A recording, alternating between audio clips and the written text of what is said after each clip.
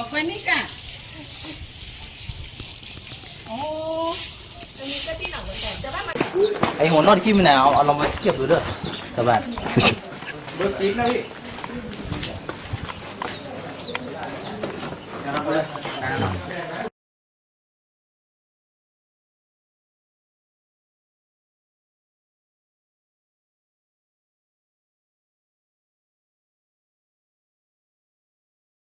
ที่กับพวกการช่วยกันเนี่ยผมบอกว่ามันมุกที่ให้พวกเก่าไก่ไม่รู้แต่ไม่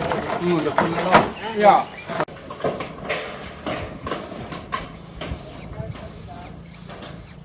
เดี๋ยวโหสับกูต้องรวย2 โต๊ะกูนะไปไว้ไหนกูเนี่ยครับ